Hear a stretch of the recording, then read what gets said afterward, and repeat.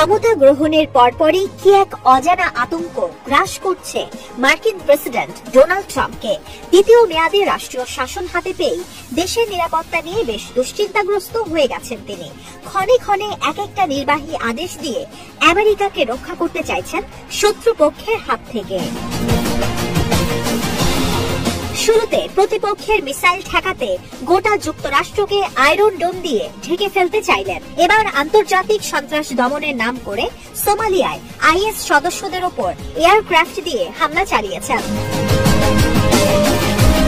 ট্রাম্পের শঙ্কা, সোমালিয়ায় লুকিয়ে থাকা আইএস সদস্যরা যুক্তরাষ্ট্র ও এর বন্ধু দেশগুলোর জন্য বড় হুমকি।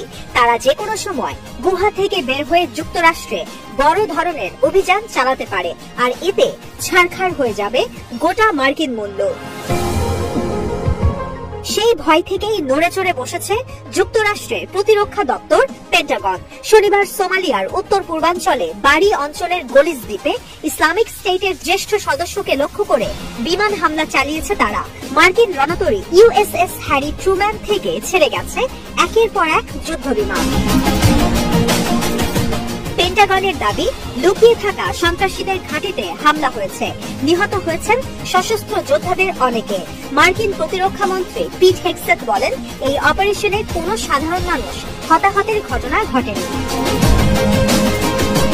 ট্রাম্পের দাবি, আইএস এর জ্যেষ্ঠ এই সদস্য বহু বছর ধরে যুক্তরাষ্ট্রে হামলার পরিকল্পনা করছিল, কিন্তু সাবেক মার্কিন প্রেসিডেন্ট জো বাইডেন এই হামলা ঠেকাতে বা সশস্ত্র গোষ্ঠীকে শায়েস্তা করতে কোনো পদক্ষেপ নেননি। সেই পরিকল্পনাকারীকে হত্যা করা হয়েছে কিনা সে বিষয়ে নিশ্চিত হতে না পারলেও সশস্ত্র গোষ্ঠীটির শক্তি শেষ করে দেওয়ার দাবিও করেছে পেন্টাগন। আল কায়দা অধিভুক্ত আল শাবাব গ্রুপ থেকে বিভক্ত হয়ে 2015 সালে সোমালিয়ায় উত্থান হয় আইএস এর। আল শাবাব এখনো এই অঞ্চলে আধিপত্য বিস্তার করে আছে। আইএসও চেষ্টা করছে নিজেদের প্রভাব বাড়ানোর। ক্ষমতায় আসার প্রথম মেয়াদের শেষ সময় সোমালিয়া থেকে সেনা প্রত্যাহারের নির্দেশ দিয়েছিলেন ট্রাম্প।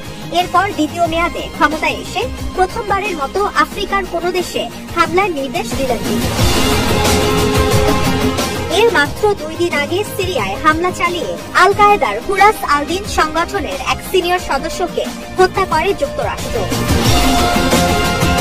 আল কায়েদার এসব অঙ্গ সংগঠনগুলো ছাড়াও ট্রাম্পের আরেক বড় আতঙ্কের নাম ইরান, যে দেশটি গত 15 মাস ধরে ইসরায়েলের মতো আধুনিক অস্ত্রশস্ত্রে সজ্জিত দেশকে ঘোল খাইয়েছে। আর যুক্তরাষ্ট্র তো এক তুড়ির খেলা মাত্র।